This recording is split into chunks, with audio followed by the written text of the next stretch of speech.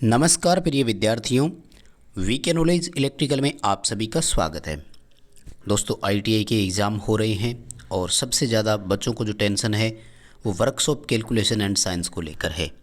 हमारे पास ये पेपर है जो आईटीआई सेकंड ईयर का है। दोस्तों, वैसे तो ये इलेक्ट्रॉनिक मैकेनिक का पेपर है, लेकिन हम सभी जानते हैं कि वर्कशॉप कैलकुलेशन एंड साइंस जो होती है वो सेकेंड ईयर की जितनी भी ट्रेड्स होती है सबके लिए कॉमन होता है। इसलिए प्रश्नों की संभावना रहेगी कि वो किसी भी ट्रेड में आ सकते हैं। और मैंने इलेक्ट्रिशियन इलेक्ट्रॉनिक्स दोनों का क्रॉस मैच जब करवाया तो मुझे कई क्वेश्चन इन दोनों में सेम लगे। इसलिए आप सेकेंड ईयर एग्ज़ाम की तैयारी कर रहे हैं तो इस वीडियो को ज़रूर देखना। वर्कशॉप कैलकुलेशन एंड साइंस के इसमें 20 क्वेश्चन है और सभी 20 प्रश्नों पर हम विस्तार से आपके साथ चर्चा करने वाले हैं। चलिए दोस्तों, पहले प्रश्न से शुरू करते हैं। सवाल नंबर 1 आपकी स्क्रीन पर है। आगे बढ़ने से पहले आपसे निवेदन रहेगा कि अभी तक आपने हमारा चैनल सब्सक्राइब नहीं किया तो चैनल को सब्सक्राइब ज़रूर कर लीजिए। इस वीडियो को लाइक करें और अपने दोस्तों को इसे फॉरवर्ड ज़रूर करें ताकि वो भी इस वीडियो को देख सकें, क्योंकि वर्कशॉप कैलकुलेशन एंड साइंस और एम्प्लॉयबिलिटी स्किल का पेपर इस बार एक अलग होना है। 25-25 क्वेश्चन उसमें आएंगे। ट्रेड थ्योरी का पेपर हो चुका है। सवाल नंबर 1 कह रहा है कि निम्न में से कौन सा घर्षण का नियम है। देखो, हम सब जानते हैं कि घर्षण जो होता है वो जो भी हमारी कॉन्टैक्टिंग सरफेस होती है ना, उनके आकार से बिल्कुल स्वतंत्र होता है। उनका आकार कैसा है कोई फ़र्क नहीं पड़ेगा, हाँ उनकी शेप पर ज़रूर फर्क पड़ता है। ये तो थोड़ा सा ध्यान रखना, यानी खुरदरी सतह होगी तो घर्षण अधिक होगा। ए ऑप्शन इसका सही है कि घर्षण जो है वो बल के क्षेत्रफल और संपर्क सतह के आकार से स्वतंत्र है। ये घर्षण के बारे में नियम है। सेकंड जो क्वेश्चन पूछा जा रहा है वो कह रहा है कि कौन सा घर्षण बल जो है वो किस बात पर निर्भर करता है। सवाल ये पूछा है इसने। ये क्वेश्चन ऐसा है जो सेकेंड ईयर इलेक्ट्रीशियन में भी था और सेकेंड ईयर इलेक्ट्रॉनिक्स में भी है। तो सेकेंड ईयर की जितनी भी ट्रेड है सभी के लिए कॉमन रहेगा। हम सब जानते हैं कि घर्षण बल कॉन्टैक्ट सरफेस पर डिपेंडेड होता है। संपर्क सतह जो होती है ना, उस पर बहुत ज़्यादा निर्भर करता है कि कैसा होगा। जैसे मैंने अभी बताया, स्मूथ सरफेस है तो घर्षण कम होगा और खुरदरी सतह है तो घर्षण बल अधिक होगा। तीसरा प्रश्न आपकी स्क्रीन पर है और वो पूछ रहा है कि ल्यूब्रिकेशन करने से, स्नेक बोलते हैं ना, जैसे ग्रीस लगाना, बेरिंग में ग्रीस करते हैं, या ऑयल की ल्यूब्रिकेशन भी होती है, तो इससे किसी मशीन की दक्षता पर क्या प्रभाव पड़ेगा। तो दक्षता बढ़ती है। देखो, एक मशीन का आउटपुट है ना वो अच्छा आएगा, क्योंकि अगर बेरिंग में टाइम पर ग्रीस मिलता रहा, या बड़े रोलर बेरिंग होते हैं तो उनमें ऑयल डलता है बेरिंग में, अगर समय पर ऑयल मिलता रहा तो मशीन आसानी से घूमेगा, इजीली रोटेट करेगा, तो मोटर काम भी अच्छा करेगी। ये उत्तर आएगा, दक्षता बढ़ेगी। और सिंपल क्वेश्चन है, आपका भी सही हो जाएगा, कोई इसमें प्रॉब्लम है नहीं। अगला एक न्यूमेरिकल है दोस्तों। इसका शायद फॉर्मूला घर्षण बल वाला वो म्यू गुणांक वाला जो है आपको शायद याद ही होगा, है ना। फोर्स अपॉन एरिया के हिसाब से अगर आप देखते हैं तो निकल जाता है। क्वेश्चन पूछ रहा है कि घर्षण का गुणांक यानी म्यू दिया हुआ है और वस्तु का भार दिया हुआ है, ठीक है। बल आपको बताना है कि आपको जो है इसमें किस तरह का जो है वो, है ना, वजन कितना है, इसका भार निकालना है आपको। तो इसके लिए क्या रहता है, एक कैलकुलेशन करनी है आपको।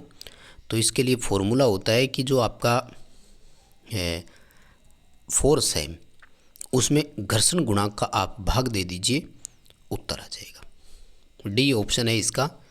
कैलकुलेशन करके मिलान कर लेना। हमारा टारगेट है आपको 20 प्रश्न बताने का जो आपके लिए इम्पोर्टेंट हो सकते हैं, यानी एक अपने इस घर्षण गुणांक वाले में से क्वेश्चन आ सकता है, पेपर में आपको देखने को मिल सकता है। आप इतना ज़रूर ध्यान रखें।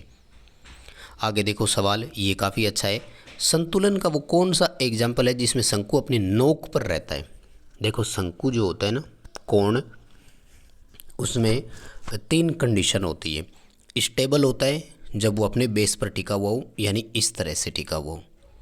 न्यूट्रल बोलते हैं जब वो इस तरह से टेढ़ा हो। और अनस्टेबल बोलते हैं जब इस तरह से अपनी नोक पर टिका हुआ हो। सी आ जाएगा। अनस्टेबल कंडीशन कहलाती है, अस्थिर पोजीशन उसको बोलते हैं। तीनों याद रखना, ठीक है, बहुत इंपॉर्टेंट ये। तो आगे देखो, पूछ रहा है कि जो एक वर्त होता है उसमें सबसे बड़े चाप को क्या बोलते हैं? वर्त में सबसे बड़ा चाप बोलते हैं परिधि के दोनों किनारों को मिलाने के लिए। जैसे ये अभी आप जितनी भी लाइंस देख रहे हैं इस सर्किल में, ये सब चाप है, लेकिन केंद्र से होकर जाने वाले चाप को सबसे बड़ा मानते हैं और इसे व्यास कहा जाता है। इंग्लिश में डायामीटर बोलते हैं इसको। बी उत्तर जो है यहाँ पर आपको सही करना है। ये क्वेश्चन इलेक्ट्रीशियन सेकेंड ईयर में भी था, तो रिपीट ही हुआ है, ऑब्वियस सी बात है। आगे देखो, कह रहा है कि वर्त की परिधि जो है वो 31.4 सेंटीमीटर है, तो वर्त का व्यास कैसे होगा? देखो, सबसे पहले तो हम बात कर लेते हैं सर्क्यूम्फेरेंस की। तो वर्त की परिधि का फॉर्मूला तो शायद आप सभी जानते होंगे, 2πr होता है। तो यहाँ से त्रिज्या निकाल दो, यानी 31.4 में 2 × 3.14 का भाग देना है, राइट। जब आप भाग देंगे तो ये आपका उत्तर आएगा 5, ठीक है। और ये त्रिज्या आ गई। व्यास जो होता है वो त्रिज्या का 2 गुना होता है, तो उसको फिर से 2 से मल्टीप्लाई कर दो, ठीक है। या फिर सीधा ही निकाल दो, πd जो होता है वो परिधि के बराबर होता है। इस फॉर्मूले से भी कर सकते हो, ठीक है। परिधि जो है वो πd से भी है, तो d निकाल दो, सीधा कैलकुलेशन में भी उत्तर आ जाएगा। सिंपल सा ही क्वेश्चन है, ज़्यादा कोई बड़ी बात नहीं है। और उसके बाद देखो कैलकुलेशन वाला, ये बहुत ही अच्छा है। ये कह रहा है कि 5a² × 20b × 8a5b3 है, इसका गुणनफल का मान कितना आएगा? देखो, जो संख्याएं होती है तो घातांक कैलकुलेशन में तो क्या बहुत सिंपल सा रहता है कि संख्याएं जो है उनको तो मल्टीप्लाई कर दो, यानी 8 × 5 है तो 40, ठीक है। सारे ऑप्शन 40 के ही है। लेकिन जो वैल्यू होती है ना वो जुड़ता है। जैसे a⁵ यहाँ पर है इंटू a⁵2 यहाँ पर है, तो ये हो जाएगा a⁵7, ठीक है। a⁵7 का एक ही ऑप्शन है, ए हो जाएगा। और वैसे भी देखो b⁵3 और a⁵b है तो b⁵4 हो जाएगी। यानी जो संख्याओं में घातांक होती है वो जुड़ती है, बाकी कैलकुलेशन में मल्टीप्लाई हो जाता है। आगे देखो, कह रहा है कि किसी भी संख्या के अगर घातांक 0 है तो उसका मान कितना होता है? तो 1 होता है। बहुत सिंपल है। जैसे x�0 जो है वो 100�0 के बराबर ही है, क्योंकि इसका भी मान 1 है और इसका भी मान 1 है। ये काफ़ी इजी क्वेश्चन है। इस तरह के प्रश्न देखो आने चाहिए पेपर में, ये बहुत ही इम्पोर्टेंट है। आगे देखो, ये तो दोस्तों फॉर्मूला ही है, याद ही रखना पड़ेगा। मुझे इस तरह के फॉर्मूले कम आते हैं। a⁵ - b⁵ का मान क्या है? तो दोस्तों इसका b उत्तर दिया हुआ है, a - b और a² + b² + ab। तो इस फॉर्मूले को तो याद ही रखें, मुझे ज़्यादा मैथमेटिक्स के बारे में नहीं पता। ये कह रहा है कि कौन सा थर्मोप्लास्टिक सामग्री होती है। थर्मोप्लास्टिक सामग्री के बारे में ये बताते हैं कि वो उच्च ताप पर वो नमी एक तरह से नरम हो जाती है और निम्न ताप पर भंगुर हो जाती है, उसको बोलते हैं। तो ये है पॉलीमर। आपका पॉलीमर इसी तरह की सामग्री में आती है, डी ऑप्शन इसका सही है। और निम्न में से कौन सी इलास्टिक सामग्री है? इलास्टिक होती है जैसे रबर बैंड हो गया, है ना। तो इसमें कहते हैं कि नायलॉन जो है ये इलास्टिक में आता है। पॉलीस्टीरीन नहीं आएगा, सेलुलोइड नहीं आएगा और पॉलीकार्बोनेट नहीं आएगा। ए ऑप्शन है नायलॉन, इसमें आपको उत्तर करना है। आगे देखो, क्वेश्चन पूछा, ये ठीक है, अच्छा क्वेश्चन है। कह रहे हैं कि जब टेम्परिंग प्रक्रिया होती है, तो ये ऊष्मा उपचार की प्रक्रिया है, हार्डनिंग, एयरिंग, टेम्परिंग। इसमें धातु के टुकड़े को 250 डिग्री सेंटीग्रेड पर गर्म करते हैं, उस समय उसका रंग कैसा हो जाता है? तो कहते हैं कि वो धातु का टुकड़ा भूरे रंग का हो जाता है, देखने में आपको ब्राउन कलर दिखाई देता है।